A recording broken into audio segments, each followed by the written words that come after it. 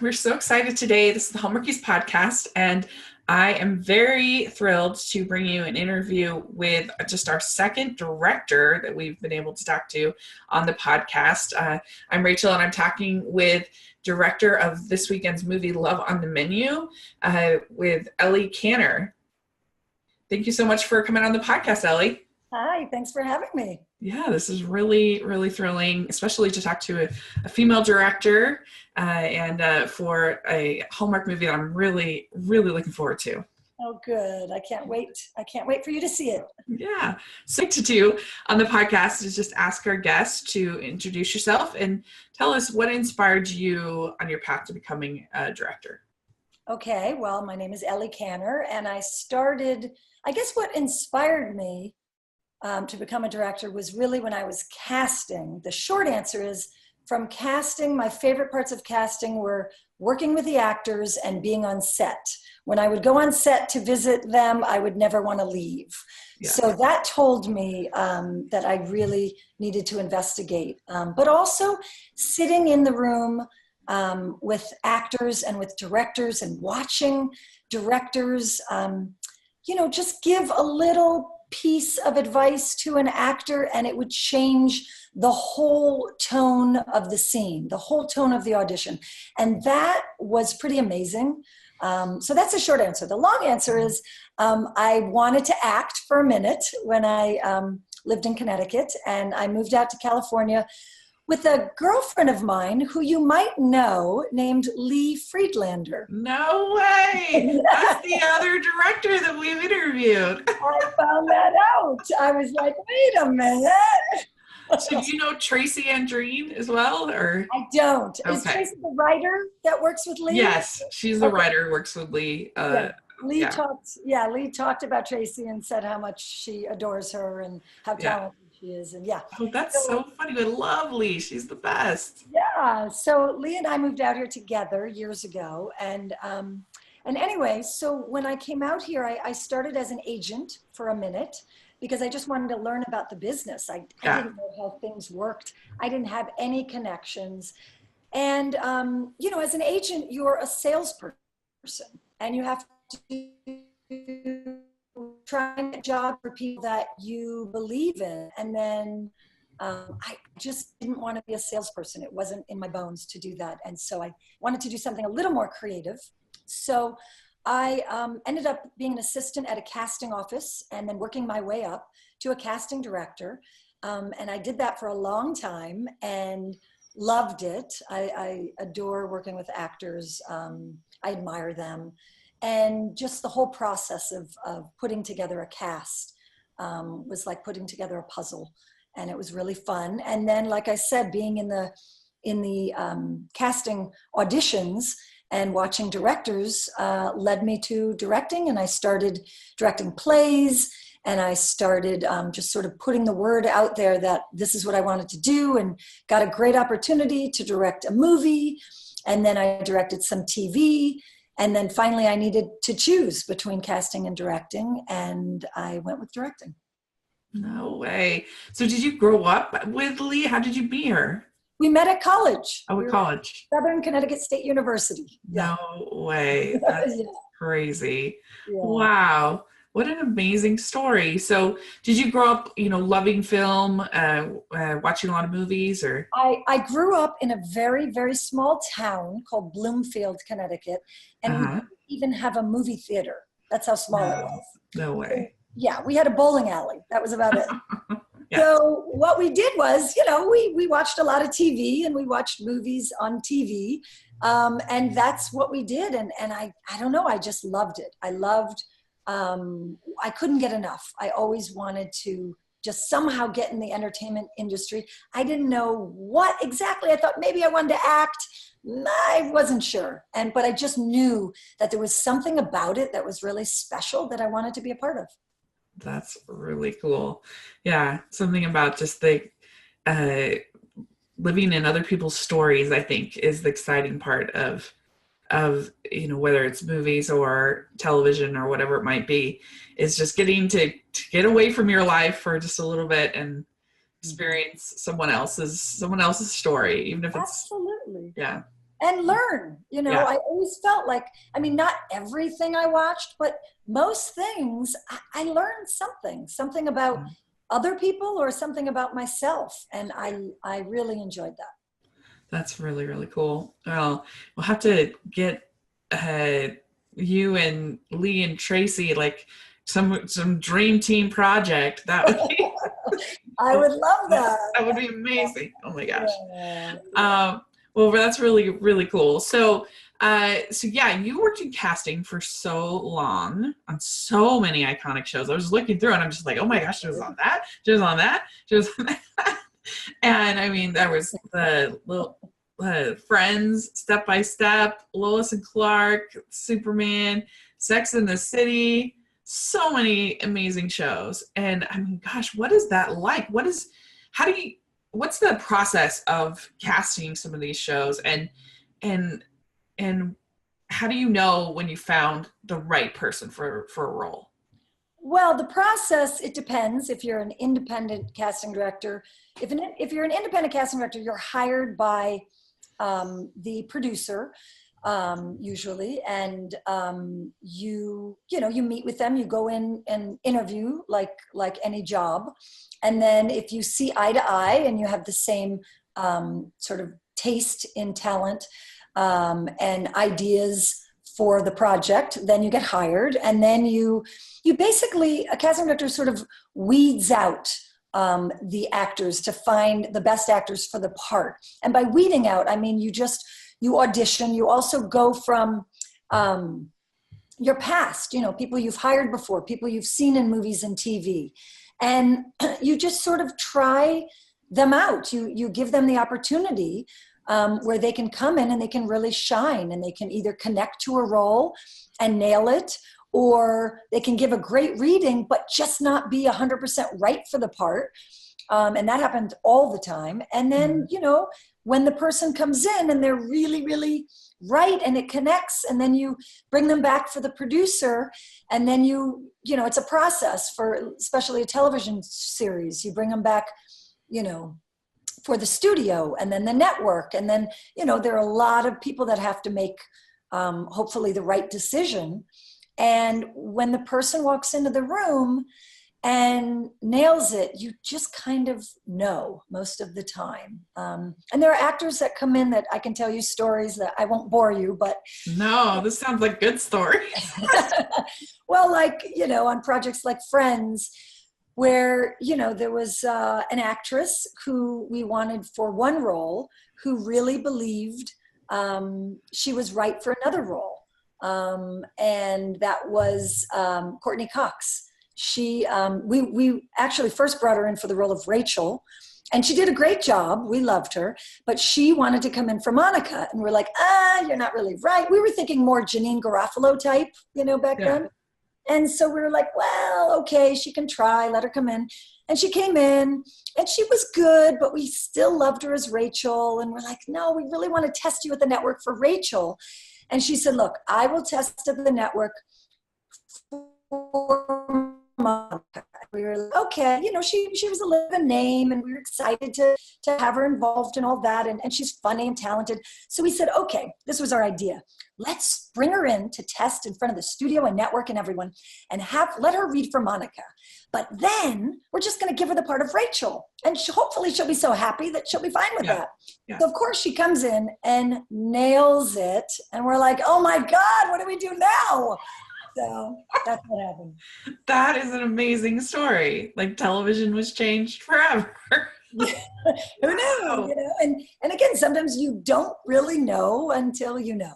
Did you have a particular casting that you felt like that you had to kind of fight for, that you really, like, people were like, oh, I don't know, but you're like, I know this person will be good?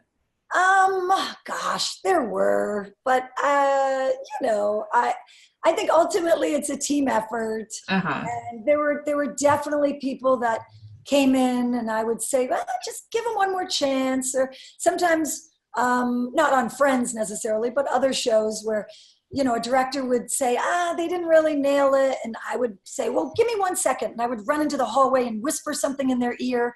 And then they'd come back and they'd nail it. And I'd be like, oh, see, sometimes they just needed to get all of the information that they didn't quite have, or they needed to be able to take a breath and to be able to relax a little bit and then focus. And then they could show their best self, you know? So, but yeah, I fought for actors all the time because, you know, again, sometimes they're just not in, like they would give me an amazing audition and then they would get nervous and they'd come back for the producer and they'd not do a great job. And often I would say, just let them come back one more time. Just give them one more chance. You know, yeah.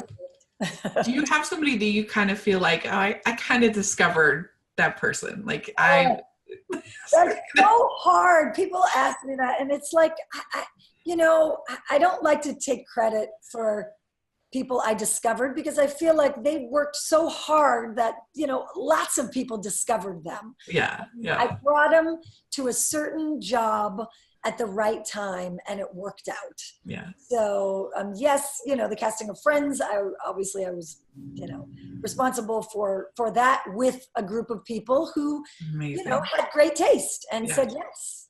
So. Yeah. Is it hard on a show like Step by Step to cast the child actors? Is that tough? Well, I didn't cast the pilot of that. I was the associate on that. So, but I'm trying to think of pilots. I mean, I've cast pilots where you had to cast younger kids. And, you know, in some ways, younger kids, is that what your question was? Yeah. Yeah.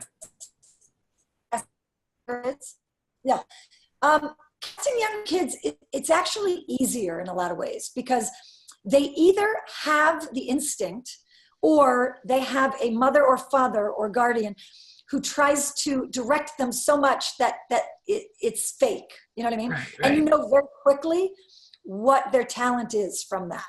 So the ones that are newer or the ones that are experienced, great. But if you're casting a pilot and, you know, you're looking for a new actor or actress, usually it's just like they have it or they don't. It's very quick. Yeah, interesting. Because my worry would be that a child actor would be less consistent than an adult. But sometimes they didn't have the skill, but that's pretty easily learned, I think. Yeah, interesting. Okay, cool. But they don't get nervous like adults. Yeah. You know, because they're like, I'm having fun. You know, they don't see the importance. They don't really know, which is good. If adults can come in feeling that way, like, you know, I get it or I won't. Like, let's see what happens. Let's have fun. Yeah. You know, so were you on the ground level casting for Sex and the City, or was that later on that you joined? No, I was one of the casting directors that cast the pilot. So Russ Gray and I did that. And then the New York casting directors who were wonderful. And yeah, Russ and I had a great time with Darren Star. And that's a case where, you know, Kim Cattrall said no. She must have passed 5 times. She did not want to do that role or the project. And finally, we got her in a room with Darren. They had a cup of coffee. You know, she read the script and then she came in and auditioned and, of course, nailed it. So, yeah. That's interesting because she never was that fond of the show. It seems like it seemed like she was the one kind of outlier a little bit. Maybe because she was so much older. Maybe. I'm not sure. I wasn't on set. I don't know. I've heard the rumors, but they certainly looked like they were all good friends. Right. Didn't they? I believed it. Yeah. Wow. That's really interesting because it was such a kind of a groundbreaking show in the type of, I mean, obviously the type of sexuality that they showed, the type of content for women. It was definitely so I can imagine being excited, but also somewhat nervous about a role like that, you know, going out for a role like that, because it was just so different. Yeah, we had a lot of actors and actresses, who passed, like a ton. They said, no, too raunchy, too racy, you know, a lot of people were a bit scared of it. Yeah, that makes sense. Like, excited. Yeah, very cool. Wow, we could probably talk about this casting the whole podcast because I'm so curious. Well, let's not do that because we do have love on the menu. That's right. So we'll move on. But it is very interesting. Questions, yeah. Yeah. That's so cool. Okay. So yeah, so you have directed some smaller films, some TV episodes, some shorts. What is it what was that transition like for you? And what I guess what's the experience like of being a director for you? Well, the transition, it's always tricky. Everyone has their own path. For me, it was, I needed to do it. I needed to just go out there and direct, have an opportunity to direct, to learn. And then while I was casting, I was directing. So what I asked was every project that I was able to cast, I asked if I could follow, which means observing, shadowing the director. So that gave me a lot of time on set, being able to watch directors from all kinds of projects and learn from them. So that was a great learning experience. And then taking classes and reading books and just doing it. I basically did scripts that were brought to me by friends of friends, and anything that I thought would be interesting and give me experience and be fun and work with nice people, I said yes to. And so I directed a lot of different kinds of shows and films. I mean, I did an Israeli gangster drama. And then I did a comedy a la Christopher Guest, sort of mockumentary style. Yeah. So, yeah, a lot of different, which is great because then it gave me an opportunity to learn and grow. That's so smart to do that shadowing, find people you admire and try to learn as much as you can from them and following them. That's really brilliant to do. Well, I was lucky to have an opportunity to do that. Yeah. That's really cool. Do you think that there are specific challenges that a female director faces these days? Is it becoming less challenging, hopefully? When I directed my first TV show, it was interesting how some crew members, especially the men, treated women because they didn't know. They weren't used to it. They weren't used to a woman coming on set telling them, sort of what to do, like where to put the camera and, what their vision was. And so I think it was just so difficult for them. And nowadays it's much easier. I think men are much more open, and I think they're embracing, women, because there are a lot of qualities that we have that make us really, really good directors. Right.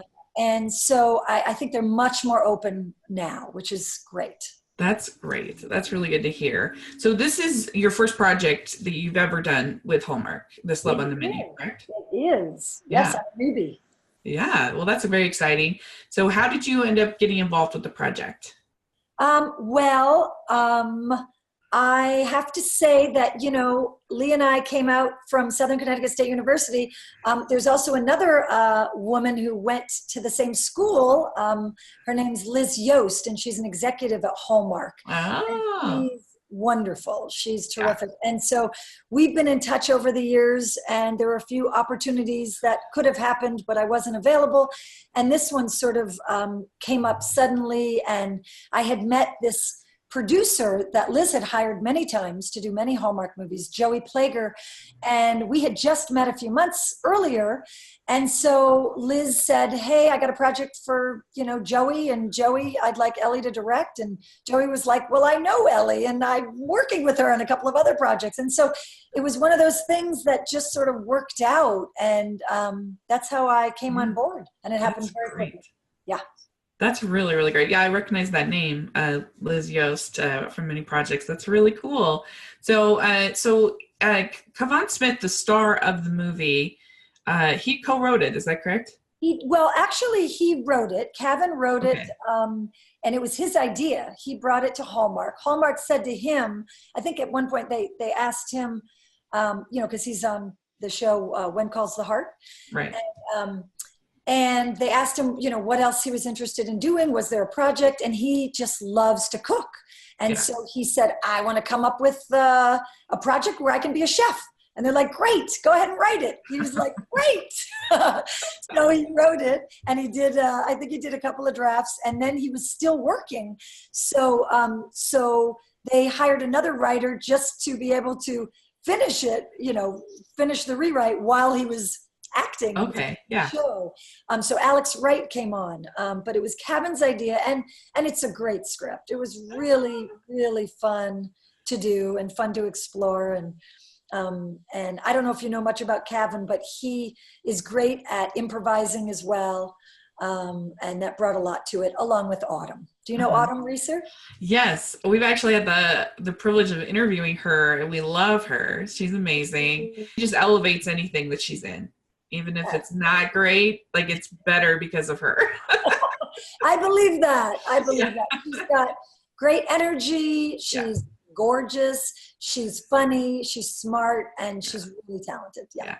Because Kavan has actually already played a chef in a Hallmark movie called Wedding Bells, and I love Wedding Bells. I think it's so good. So that makes me really excited to see this. I mean, I'd be excited anyway. But why don't you tell us a little bit about the story without giving too much away, but just the basic idea.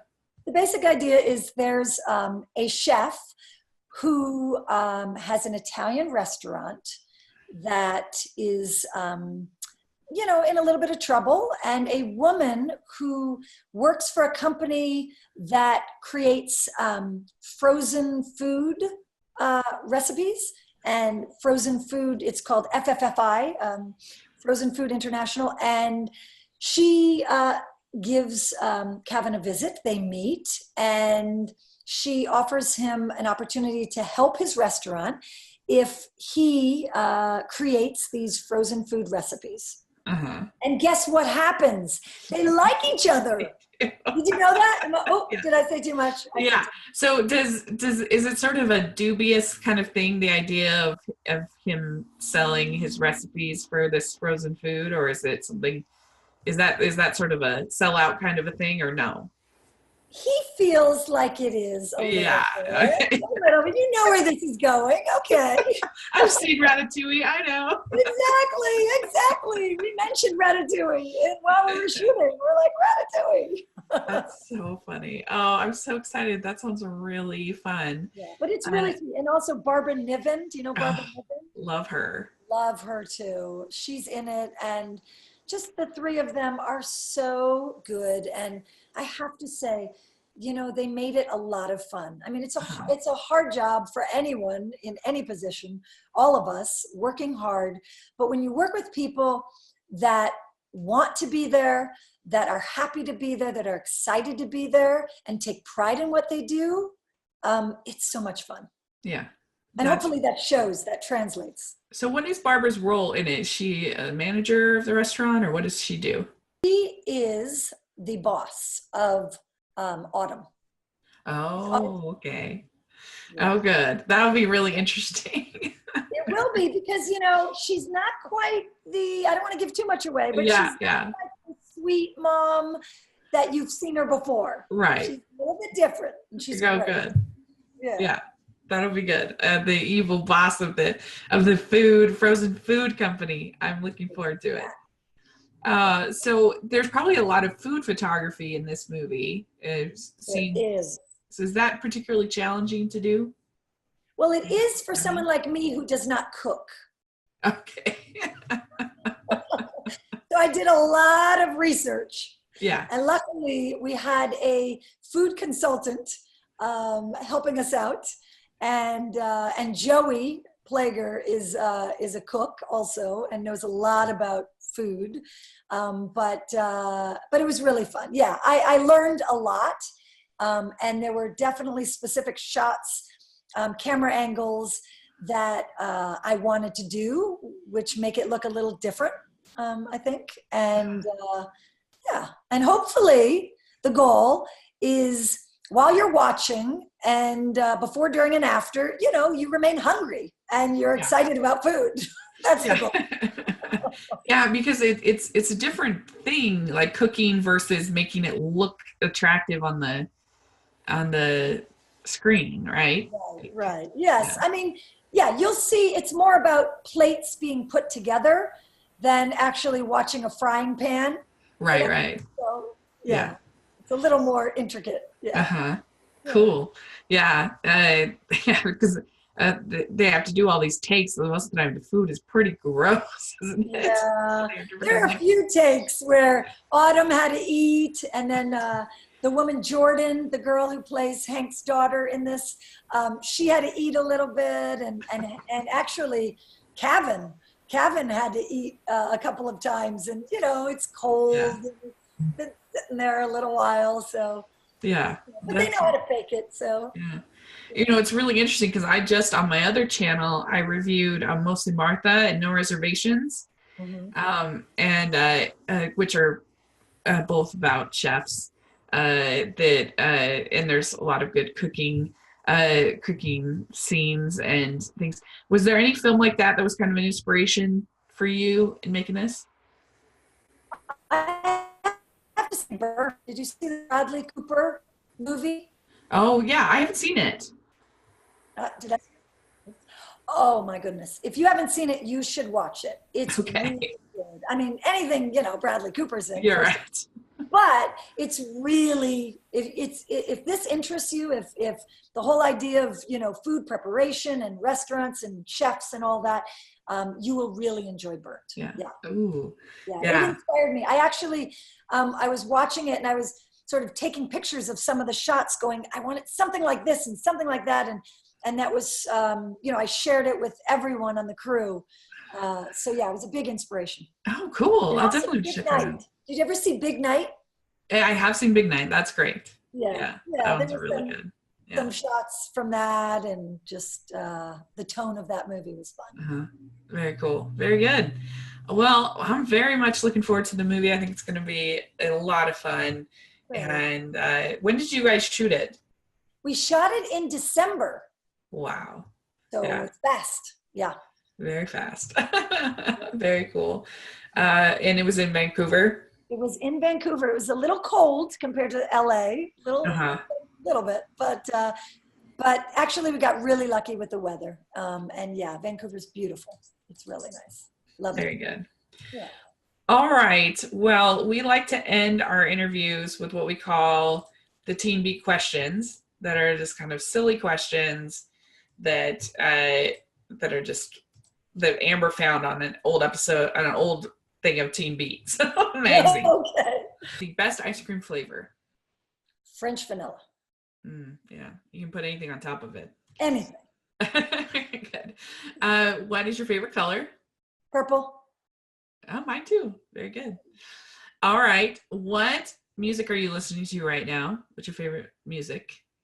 I have to say, and I swear this isn't like a plug, but Lucas Graham, he Uh-huh. has a song in our movie in Love on the Oh, Menu, and I can't stop listening to it.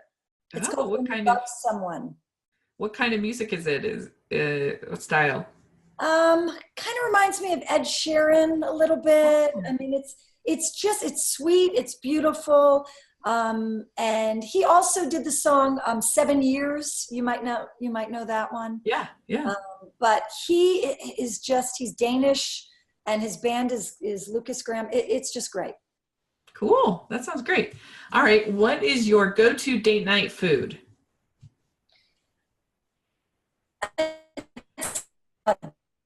I would say risotto Mm, or gnocchi. oh, yum. Yeah. Sounds good to me. Okay. What is your go-to date night activity to go out to do? Well, they're two, it's going out or staying in. So Right. if I'm staying in, it's, eating something that I just described, or sushi, and watching a great movie Yeah. or TV show. If it's going out, I love going to like the Hollywood Bowl, or a concert, Yeah. or poker. I have to confess. I do. Oh, yeah. Uh, Yeah. it could be risky on a date. I know, but it's your, fun. your date could end up losing all the money. Luckily, I'm dating someone that is good at poker. Yeah, So that's right. That's very good. All right. So dogs or cats? Dogs. Very good. Okay. Beaches or mountains? Beaches. Me too. I'm with you there. Nothing I love more than going to the beach. Oh, just being on that warm sand. Oh, Yeah. the sun on your face. There's just nothing like it. Yeah. So would you rather be in a fancy dress or in sweats? At home, sweats. Out, fancy dress is fun. Yeah, it is fun. Yeah. Okay, good. All right. What is your favorite holiday?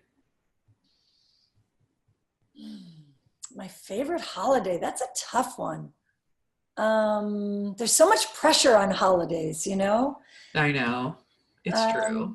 I guess I have to say Thanksgiving because it's with family, but also my birthday's around then. So we get double the like party and cake and all of that. So I think Thanksgiving. Yeah. Thanksgiving is a good one, especially if you're a food person. Yes. For sure. Although in Canada, they celebrate it like a month before or a few weeks before. Right. They're just messed up there. What are they doing? I don't know. No idea. I love it. On How I Met Your Mother, I was a huge How I Met Your Mother fan, and Barney's always making fun of Canada. Right. He's like Canadian Thanksgiving. What do you even have to be thankful for? That's true. But they're Canadian, so they have to be thankful because they're always so polite. Yeah, that's right. So polite. Well, yeah, we certainly have a lot in Hallmark world to be thankful for in Canada. Yeah, for sure. That's funny. Yeah, and it's just so delicious. Like the thing about Thanksgiving is that none of the food is that hard to make. It's just there's so much of it. That's the tricky thing. And getting it all kind of balanced, you know. It is. That's the hard part. But it is. Yeah, but there's leftovers, so you know. Yeah. All right. Last question. And you can pick your own movie. We won't judge. What is your favorite Hallmark movie? Love on the Menu. Yeah. I have to say that, but it really, I enjoyed making it. You know, I hope you all enjoy watching it. I think it's entertaining and it was really fun. So yes, I have to say that's my favorite. Very excited. And you can say any of Lee Freelander's movies as well. All of hers. I have to say, all of hers are great. I love her movies. She's amazing. She is, and her last one was very, very good, I think. The Love of Course. Love of Course, yeah. Really good. It's great. It's fantastic. Yeah. Yep. Well, hopefully this will be the first of many times working with Hallmark. We certainly hope so. And thanks so much for coming on the program and talking with us. And it's so interesting to hear about your career. And we're really excited about the movie. And do you have social media that you want to share or anything like that? Or I'm working on it. I'm going to get up there. I promise. I'm on Facebook, but I will get on Instagram and be a little more. Pay more attention to it. I promise. Okay, well, let us know if you do. I will. We'll put it on the description. But do you have any comments or anything about the interview? Let us know. We'd love to hear what you have to say. And put in the comments section or on Twitter. Talk with us. We're at Hallmarkies Pod. You can follow us all over social media and on iTunes and YouTube. Please give us your ratings and reviews. We really appreciate that when you do on iTunes. Give us a thumbs up if you're watching on YouTube. And you can find me at Rachel's Reviews all over social media. So thanks so much, Ellie. We really appreciate it. Thank you. Take care. Okay. Bye.